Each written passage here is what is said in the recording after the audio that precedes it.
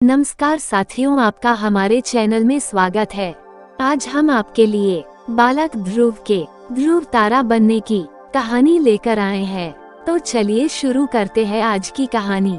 स्वयंभुव मनु और शत्रुपा के दो पुत्र थे, प्रियवत और उत्तानपाद। उत्तानपाद की सुनीति और सुरुचि नामक दो पत्नियां थीं। राजा उत्तानपाद को सुनीति से ध्रुव और सुरुचि से उत्तम नामक दो पुत्र उत्पन्न हुए। यद्यपि सुनीति बड़ी रानी थी, परंतु उत्तानपाद का प्रेम सुरुचि के प्रति अधिक था। एक बार सुनीति का पुत्र ध्रुव अपने पिता की गोद में बैठा खेल रहा था। इतने में सुरुचि वहां आ पहुंची। ध्रुव को उत्तानपाद की गोद में खेलते देख उसका पारा 7वें आसमान पर जा पहुंचा। सौतन के पुत्र को अपने पति की गोद में वह बर्दाश्त न कर सकी। उसका मन ईर्ष्या से जल उठा।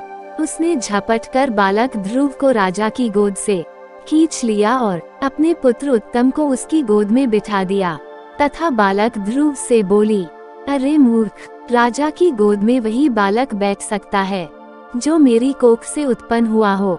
तू मेरी कोख से उत्पन्न नहीं हुआ है, इसलिए तुझे इनकी गोद में या राज सिंहासन पर बैठने का कोई अधिकार नहीं है। 5 वर्ष के ध्रुव को अपनी सौतेली माँ के व्यवहार पर क्रोध आया।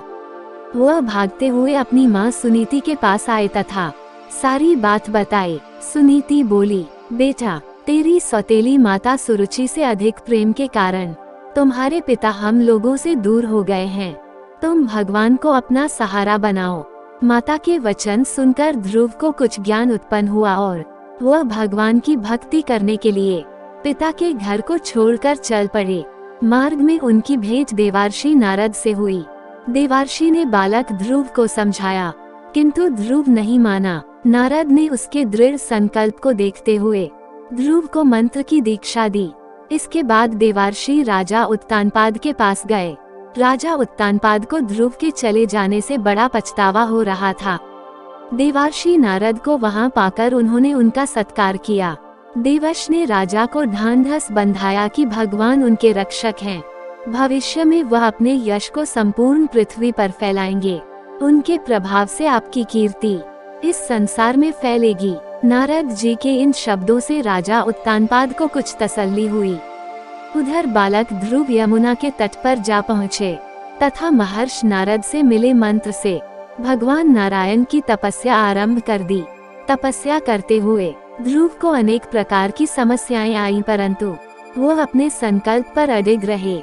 उनका मनोबल विचलित नहीं हुआ। उनके तप का तेज तीनों लोकों में फैलने लगा। ओम नमो भगवते वासुदेवाय की ध्वनि वैकुंठ में भी गूंज उठी। तब भगवान नारायण भी योग निद्रा से उठ बैठे। ध्रुव को इस अवस्था में तप करते देख नारायण प्रसन्न हो गए तथा उन्हें दर्शन देने के लिए प्रकट हुए। नारायण बोले, हे राजकुमार, तुम्हारी समस्त इच्छाएं पूर्ण होंगी।